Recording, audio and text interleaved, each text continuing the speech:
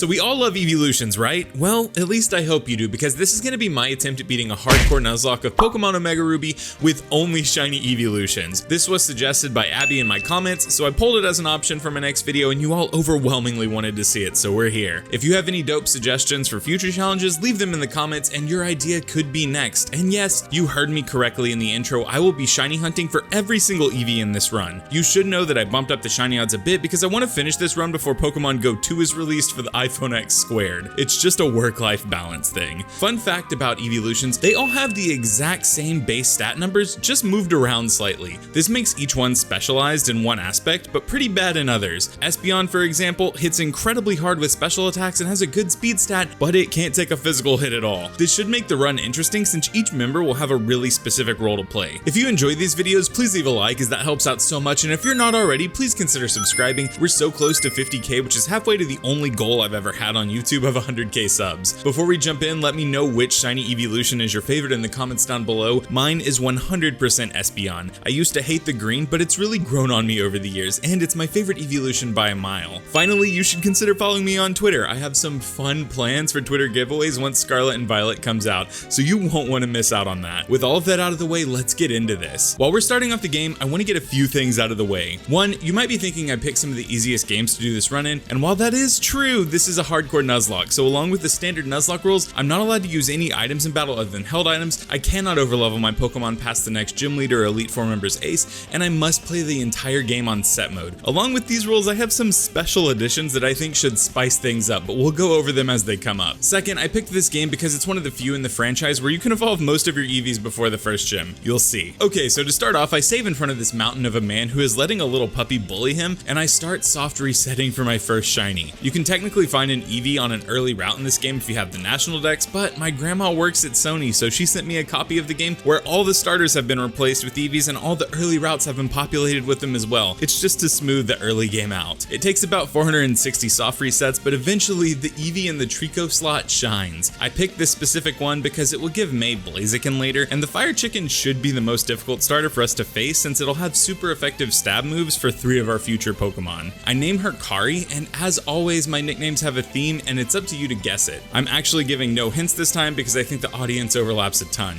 If you know it, let me know in the comments down below. So now I could go through every single encounter in the early game one by one, but instead, watch this supercut of me catching every single Eevee all at once. All said and done, this took me about 2 workdays and somewhere near 1,000 DexNav encounters. I could have done it much more quickly, but since I used the DexNav method, I wanted to make sure a few of my Eevees had special moves or hidden abilities. Now with my full squad of little Foxcat things, I can work on evolution requirements, and in the ORAS games, you can do most of this right now. So I acquire a Thunder, Water, and Firestone in the super secret training, increase the happiness of members of my team, increase one Eevee's affection with Pokemon and Me, and since we already have access to Petalburg Woods, you get this super cut as well. A shiny Flareon, Jolteon, Vaporeon, Espeon, Umbreon, Leafeon, and Sylveon, all before the first gym. We'll get a Glacion at some point, but it'll be much later. Their names are Kari, Izzy, Tai, Rika, Sora, Joe, and Mimi. With a team like this, it should be impossible not to feel safe for the first gym. Almost as safe as I feel online when using the sponsor of today's video, NordVPN. Let me thank them real quick. Being on the internet without the protection of a VPN is basically the same as not playing around the crit.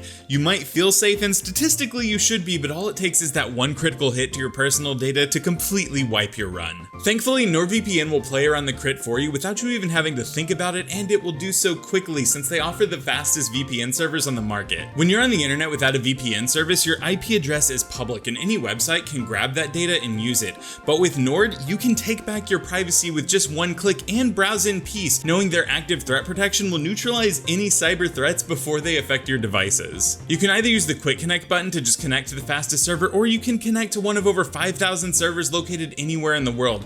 And this feature specifically can unlock content for you. Specific shows on your favorite streaming service, games that are geo-locked, and sometimes you can even find better prices on goods and services while shopping online from a different region. And to top it all off, one subscription lets you protect up to 6 devices so you can secure yourself and a loved one or two. Your cybersecurity is important, and now's the best time to take control of it, because if you head over to nordvpn.com/vivid, you can get their best deal of 64% off of a 2-year plan plus 4 months free.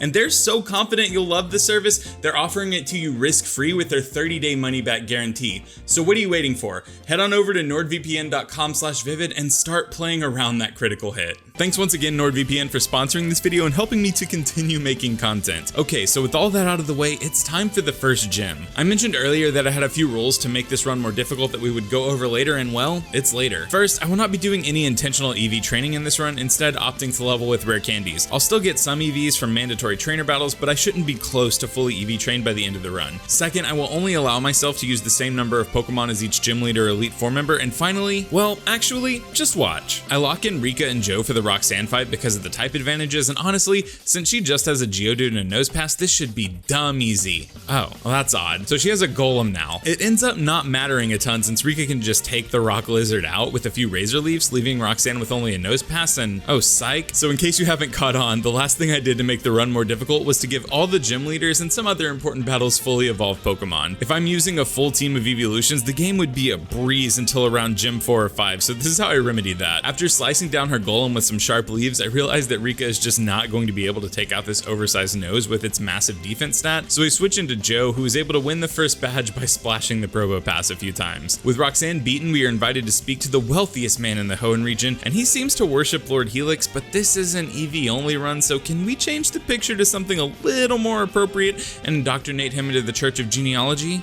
There, better. After a brisk ride on a boat, we land in Dewford Town, and it's already time for the next gym. I'm locking in Mimi and Tai once again for their type advantages, so we ready up and challenge Brawly. I lead off with Mimi into his Machamp, and a couple of Fairy Winds are just enough to obliterate Forearms here. He sends in his Ace Hariyama, but Mimi leveled up and learned Swift in this battle, which is now a Fairy type move with boosted power that just doesn't miss thanks to Pixelate. So, a few Swifts later, and Thickums here drops, winning me the second gym badge. I'm not gonna lie, we had really good team options for the first two gym fights. These were not hard. We now have to go talk to Steven, who's hidden away in a cave researching or whatever it is smart people do, and honestly, this clip doesn't really have a point or advance the video in any meaningful way, but I just want to show off Steven when I can because he's...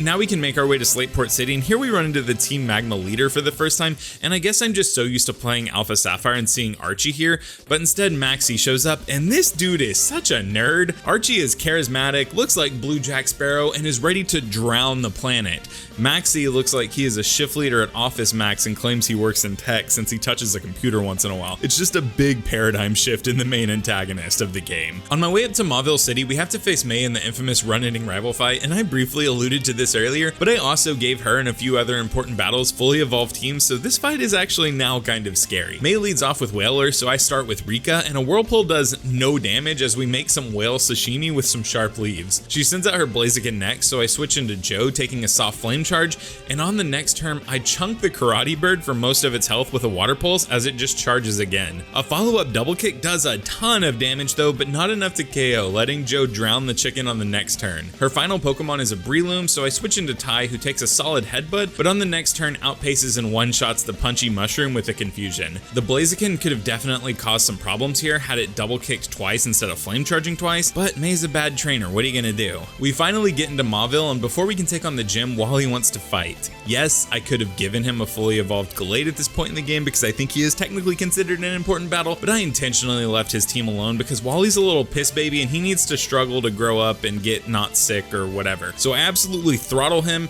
and now we can take on the third gym. For this battle, I'll be locking in Kari, Sora, and Rika. Rika and Sora provide me with an electric resist and immunity respectively, and Kari will be the only way I can hit Magna Zones for any meaningful damage. So I lock in the team and challenge Wattson. I lead off with Sora into his first Magna Zone and go for a double kick to break Sturdy, which surprisingly does about 25% even off of Sora's garbage attack stat. The Magnets go for a Volt Switch, which fizzles thanks to Volt Absorb, and this provides me with the perfect switch into Kari, who comes in on a soft tackle and then dumpsters Magna Zone with a Fire Fang. Wattson sends out Electrode, so I switch into Sora, attempting to soak up another Volt Switch, but instead the Sentient Pokeball just goes for Charge, which is somehow even better for me. I decide to start clicking Fake Tears to lower its special defense, which gets Wattson stuck in a loop of charging to raise the special defense that I'm harshly lowering. Eventually I get its special defense stat low enough and I take it out with a few Thunder Shocks after Wattson heals it. His Ace is another Magna Zone, so I once again have Sora double kick it to break it Sturdy and send in Kari to play cleanup crew with another Fire Fang, winning me the 3rd badge. We can now head to the northmost part of Hoenn, where we find ourselves running around in massive craters, and eventually in Meteor Falls, where we have to fight some more magma goons because they've taken a scientist captive, and for some reason that's a child's problem to fix, but this is wildly unentertaining content, so let's skip to the part of the story where we head to Mount Chimney and find Team Magma and Aqua participating in illegal dogfights. Not very PETA of you. And then we're tasked with trying to stop Maxie from, hold on, let me check my story notes here, from trying to create a Mega Stone for Groudon by putting a meteorite in some lava. Do I even really need to do anything here? Just let this dude go play in lava, I'm sure he'll be fine. Anyway, we have to challenge him, so I lead off with Rika into his Mightyena, and after a Swagger gives her a free attack boost and her Persimberry cures the confusion, she obliterates the Hyena Wolf hybrid with a Rock Smash. Maxie sends out his camera up next, and as you already know, Joe switches in freely here and just drowns the camel where it stands, forcing Maxie into his last Pokemon Golbat, which I take out with 2 Aurora Beams. Okay Maxie, I'm gonna turn around and leave, but you have to pinky promise me you won't go play in the lava, okay? I'm trusting you not to go play in the lava, buddy. Don't let me down. I secretly hope he goes and plays in the lava. So with that minor detour out of the way, it's time for the 4th gym. Every single one of Flannery's Pokemon has the ability to set up Sunny Day, so the name of the game is to deny her that so Joe can just clean sweep here. Honestly, fully evolving her Pokemon probably made this goal a little bit easier, and I thought about changing Magcargo to something actually useful, but then that opened up the rabbit hole of giving all gym leaders custom teams and better Pokemon, and I just didn't want to spend the mental energy on that. So I lock in Joe, Kari, and Ty for this fight and challenge Flannery. I lead off with Kari because for some reason I had it in my head that I would bait out a rock type attack, dodge it with Dig, and then Oko, and somehow that would prevent Sun or Light Screen from going up. And while both of those things happened, I could have just led with Joe and outright KO'd the snail. I don't remember if I thought Magcargo would outspeed or maybe if it had Sturdy, but neither of those things are true, so Joe just could have flooded her gym here and it would have been fine. Still, Kari picks up the KO on the slug, and then Joe comes in to wash away the other 2 Pokemon with a few water pulses, winning us the 4th badge. Super easy fight. The 4th and 5th gyms are pretty back to back, so we just head straight to good old Dad's gym and it's strategy time. Since I've fully evolved every gym leader's team, he has 3 Slackings, which is an insane amount of stats on one team, but as we all know, Truant is a garbage ability, so I lock in my 3 and challenge him. I lead off with Rika, and on turn 1 I go for a Swords Dance. I'm using this turn to gauge if I outspeed, and the attack boost will just help me break through all these slots bolt. We see that I do outpace as I get off the Swords Dance, and then we take a pretty soft retaliate thanks to Leafeon's great defense stat. Since I know we're faster, I set up another Swords Dance on the loafing turn, and from here it's Dig time, baby. Dig will essentially function like Protect in this fight, letting Rika be immune during all of the Slacking's active turns and attack during their loafing turns. If she had been slower, that would have also been fine, since you can just dig on the loafing turns and then be underground for the active turns. Swords Dance wasn't really needed here, it just lets me break through more quickly. So with some cleverly timed digs and opportune rock smashes, we take down Norman's entire team of Sloth Gods with just a single Pokemon. Pretty hype, honestly. Now that we have the 5th badge, I've finally unlocked Surf, which makes Joe even more of a threat moving forward, and more importantly allows us to progress in the game. This is the part where I normally show Steven giving us one of the Laddie twins for free, but I guess I just forgot to grab that footage. So straight to the Weather Institute we go. There isn't much to do here, honestly. We have to drown a couple Magma Grunts and then slap up Tabitha's Camerumps, but it's all pretty easy. When we leave here though, May ambushes us before we enter the next town, and since our team is fully evolved, oh, well, this specific fight was kind of hard to look for, and I guess I just missed it. I'm not gonna go back and re-edit this game just for one fight. I'm sorry. Let this be an example of how mindless the early game could have been. This fight was always an easy clap for us either way. It's the next May fight that's actually pretty tricky. After dumpstering May, I make my way to Fortree City and head straight to the gym to challenge Winona, and I lock in Sora, Joe, Mimi, and Ty for this fight, but honestly, Sora is probably just enough. I lead off with her into Winona's first bird and just shock it out of the sky with a Thunder Shock after taking a quick attack. She sends out her ace Altaria next, so I pivot into Joe and murk her second bird with a single Aurora Beam. From here, it's just cleanup as I have Joe pass a wish to Sora, who comes in on a soft aerial ace from Pelipper and goes back up to full health. I click Thunder Shock 3 more times and fry the rest of her birds for the 6th badge. After winning this fight, I realize I have the TMs for Volt Switch and Charge Beam in my bag, which would have made this already incredibly one-sided battle that much more skewed in my favor. Oh well, the more you know. On my way to the next area, I realized that the weather in Hoenn makes 0 sense. Look at this. It's a heavy downpour, a whole ass storm if you will. Take a few steps south, no rain. You can't even see the rain from before. Where did it go? Go back north just a little bit, rain starts up just as heavy again. Scientists should be investigating this for sure. Like, screw the super legendary Pokemon. We should just be figuring out why the rain in the Hoenn region doesn't work correctly. We now have to follow Team Magma to Mount Pyre, and we find this nerd Maxie stealing stealing some red ball, but since we slapped him up last time and I think he's still embarrassed, he runs away, leaving admin Courtney to deal with us. And listen, she's kind of a baddie. She just has a camera up so we drown it no problem, but she's definitely a baddie. This event sets the game's main story in motion, so now we have to follow Team Magma around because they stole a submarine, but before we can actually go storm their lair, May ambushes us for a final time. Her team is actually solid now, but Sora is able to fry her Swellow and Wailord, Joe drowns her Blaziken, and Tai telepathically slaps the f*** out of her Breloom. My team is just too diverse, and they've all got pretty strong movesets now, so she doesn't really stand a chance at this point. Finally, to end this story arc, we infiltrate the Team Magma lair, and I'll cut to the chase. Nothing interesting happens here, but we do run into admin Courtney again, and I'm about 99% sure that she's flirting with me. I can't get distracted though, so I smash her and we move on. With the Team Magma saga over for now, I can access Shoal Cave, where Yoli can finally evolve into Glacian. This is mostly just a completionist move though, because it's pretty unlikely I use her, but you know, she's pretty. The 7th gym battle is up next, and I've talked about this before, and I really mean this. This fight is so bad. It's the only double battle gym in the region, and it has so much potential to be a fun battle with strong psychic types and cool mechanics, but instead it's just these two floating rocks. Whatever, I lead off with Joe and Izzy, and since Izzy is slightly faster than Joe, he sets up a rain dance and then Joe wipes the field with the surf. Izzy would always live a critical hit surf here, and the sun and moonstones will always drown here. So anyway, 7th badge acquired. Really interesting fight. Now, as is the case with most Pokemon games, the story comes to a climax around the 7th gym, and that starts with a giant green laser shooting out of the sky, which is pretty rad. We find the source of the green laser, dive into an underwater cavern, and surprise, Maxie is here being a giant nerd once again. He's now attempting to wake up a lava dinosaur demon thing, so we battle him in an attempt to stop him from doing that because, you know, he pinky promised me that if I body bagged him in a battle, he wouldn't wake up the lava demon and would just instead go play in lava. So we challenge him. He leads off with a Mighty Enna that Mimi is able to outpace and absolutely unalive with a Moonblast, forcing Wheezing out. So I switch into Tai, who takes a soft Sludge Bomb, and then a Psychic is enough to deflate the toxic balloons. Crobat comes out next, so predicting Tai will outspeed, I use Future Sight to plan for the Mega Camerupt in the back. We outpace and see a future vision of our victory, but take a really strong acrobatics in return. A Psychic on the next turn shoots the bat out of the sky, bringing in Maxie's Camerupt. I switch into Joe as the camel powers up into Volcano Camel Majin mode, but it misses its takedown, and then Future Sight goes off, just barely missing the KO. It doesn't really matter because Joe outspeeds on the next turn and soaks the Lava Camel with a Surf, and according to Minecraft logic, that instantly rids it of all its heat and life force and turns it into Obsidian. In short, we murk him. It turns out Maxie is a dirty liar who had his fingers crossed during our pinky promise, so he summons the Groudon anyway, and surprise, it causes the planet to become so hot that all life will be eradicated. He basically just expedited global warming. So now I have to chase it down, and I realize it's not much larger than a preteen child while we're riding it through lava, and finally we end up in the actual core of the earth where things are uncomfortably warm, and I have to beat it in battle.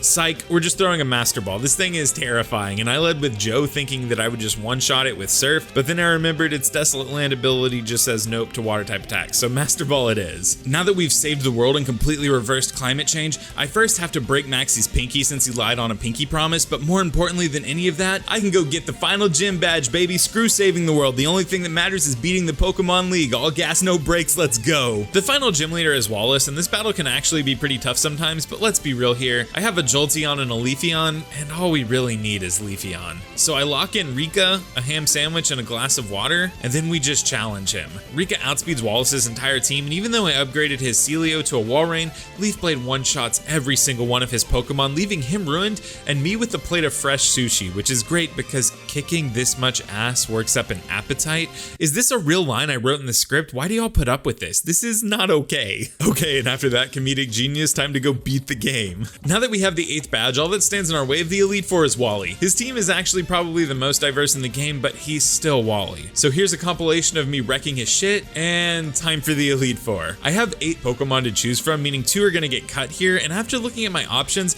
I'm pretty comfortable just leaving Yoli and Izzy behind. The only Pokemon I would consider a flex slot on my main team is Espeon, but Espeon is my favorite evolution, so even though Izzy might make more sense here, I just can't bring myself to take the best evolution off my team for the most overrated one. And now that I've have triggered all of the Umbreon stands, it's time to take on the league. Since my team has been popping off, I decided to set the level cap before heading into the Elite Four at Sydney's Ace, so level 52. This is way under Steven's Mega Metagross at level 59, so I really hope this doesn't come back to bite me. I ready up, make my way to Sydney's room, and challenge him. He has all dark types, which makes him a pretty soft target for my team, honestly. I lead off with Mimi into his Mightyena, and a single Moonblast is enough to just snuff it out. Sharpedo comes out next, and even though it outpaces and lands a Poison Fang, it's just not enough to matter here. So another Moonblast claims another kill. Shiftry is sent out in its place, which gives me a perfect chance to set up a checkmate here with Kari, so I pivot into her, taking minimal damage from a Fake Out, and a Flame Charge on the next turn is enough for the kill and a speed boost. Absol is sent in, but immediately outpaced and sent back to its ball with a Flare Blitz, and Cacturn is put down with another Flame Charge, winning me the first Elite Four match. Phoebe is next, and this is where Umbreon probably would have made more sense, but I'm not really stressed about it. Her Pokemon are already ghosts, so all we have to do is unalive them just a little bit more. I lead off with Sora and her Dusclops, and on turn 1, a Charge Beam connects for a solid amount of damage and raises Sora's special attack, which is ideal, but the Cyclops curses me, meaning I'm on a timer now. Phoebe heals on the next turn, but a +1 Shadow Ball is still enough for the KO, bringing out her Sableye. I stay in and go for Volt Switch, but completely forget about Fake Out. Thankfully, Sableye is weak, and the curse damage leaves us at 20 health. I Volt Switch again on the next turn, and I guess +1 Volt Switch is just enough here, as her Sableye drops to it. I send out Rika, and Phoebe responds with Dusknoir, which is pretty ideal here. Rika's great defense stat means she's not taking much even from super effective hits, while she alternates between Swords Dance and Synthesis to stay healthy, and then a flurry of Leaf Blades is enough to unalive her Dusknoir and 2 Bannettes. 2 down and 2 to go. I always dread the Glacia fight, and it's up next. This one is almost always the hardest fight of the Elite Four for me, which is super strange because Ice types suck defensively, but she has 2 Frostlasses that get evasion boosts in the hail, and her Walrein is just a tank, so we'll see how this one goes. I lead off with Kari into her first Glalie, and a Flame Charge on the first turn just barely misses the KO as we take a soft crunch. With her Glalie in the red, she is forced to full restore it on the next turn, so another Flame Charge and then a Fire Fang melt the ugly Ice Cube. Glacia goes straight into her Ace Walrein, which is the worst case scenario here as I have to switch out and lose my speed boosts. I bring in Joe, who gets in for free on a Surf, and I start using Scald to try and fish for the burn, but the Walrein shows me that it's willing to go for Sheer Cold, which is terrifying because it actually has a slight level advantage on my team, meaning it can more realistically land this one-hit KO move. I stay in for a while trading Scalds and Body Slams and protecting in the middle to try and bait out Sheer Colds, but the Walrus just keeps slamming and eventually paralyzes Joe. So I set up a Wish and pass it to Sora, who conveniently cannot get paralyzed,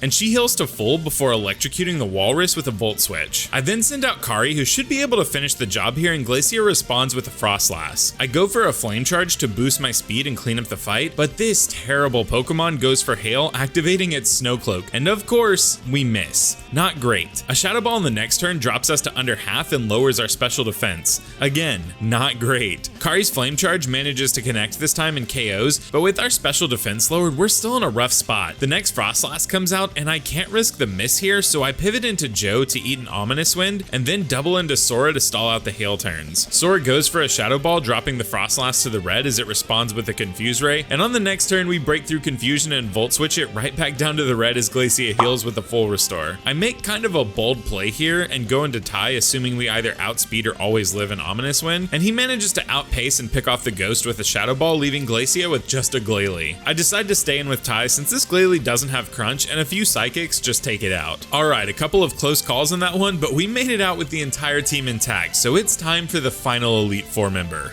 Drake, the final obstacle before facing the champion. He has a team of terrifyingly powerful dragons, but I'm not worried. His team might be comprised of the most brutal creatures in the Pokemon world, but mine is comprised of some shiny fox cat things, and one of them even has a bow. We cannot lose this, and I mean that. Mimi is broken in this fight. She single-handedly smokes Drake's Altaria in his first Flygon without even getting touched, bringing out his second Flygon. This lets me pivot into Rika, who just dodges a couple of Supersonics to set up a Swords Dance, and then slice right through Drake's second Flygon and Kingdra with some sharp leaves, setting me up to switch Mimi in on his Salamence for the immunity to Dragon Rush and take it out on the next turn with a Moonblast. This was not a hard fight. There were no pressure points here. Mimi was always going to make this fight kind of a joke, and I find it really ironic that the counter to the most ferocious type in Pokemon is just this little ribbon cat who wears a bow, but also I love that. With all 4 of the Elite Four members beaten, it's time for the champion battle. Steven's team is strong, and we'll have to play pretty tight here, but my goal is to win this run deathless, so let's see if we can do it. I challenge Steven and lead off with Sora into his Scarm,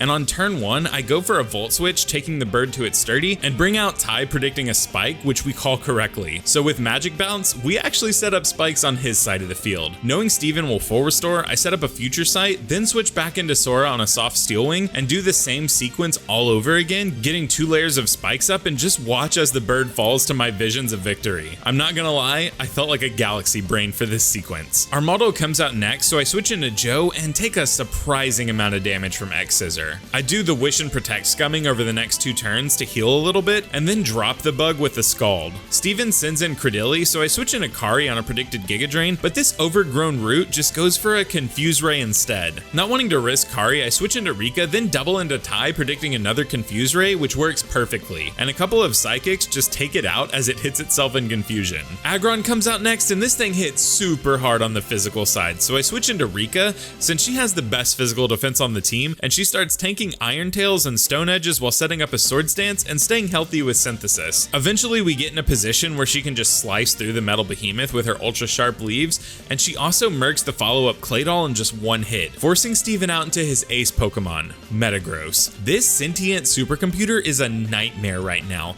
but an absolute terror once it Mega Evolves. I'm now realizing that I probably should have set myself up better here and not just merked the Claydol at the first opportunity, but instead used it to set up a winning scenario on. Sure, it might have set up Light Screen or Reflect, but I could have 100% stalled through those, and now I'm in a position where I have to pivot around, and that's not a good spot to be in. I switch into Joe as Metagross Mega Evolves, and he takes a Meteor Mash, which even resisted does almost half health. I know I don't have a switch in here, so I stay in and go for a Scald in case something crazy happens, and for some reason the Metagross goes for a Giga Impact. It lands, taking out Joe, but with this play, Steven has just handed me the fight on a silver platter. I send out Kari, and while the Metal Demon has to recharge, she goes for a massive Flare Blitz, which connects and just melts this hunk of metal, winning me the battle and the run. I unfortunately couldn't make it through the champion fight deathless, but that was still a really solid performance for the Shiny Eeveelutions. Now I won't lie, even upgrading all the gems in some of the early fights, this run felt pretty smooth. I think that's just a side effect of how specialized each evolution is. Need something to take hits? Use Umbreon. Gotta go fast and hit hard? Use Jolteon or Espeon. It made for some pretty fun team building moments, but I always felt in control. Still, I had a blast doing this, and I don't think every run needs to be the most challenging thing I've ever done. I do think trying this run in the Alola games and evolving the Eevees as you have access to their evolution stones might actually be insane. So if that's something you want to see, let me know, and also feel free to suggest more rules while you're down there. Also, I have my personal pick for MVP of this run, but I'm more interested in who you think deserves that title, so let me know that as well. If you enjoyed this video, please leave a like, and if you aren't already subscribed, please consider doing that as well to help me hit my end of year goal of 69K. Thank you so much for watching and for all the continued support. I couldn't do any of this without you, but I'm kinda done here and I have to leave. Bye.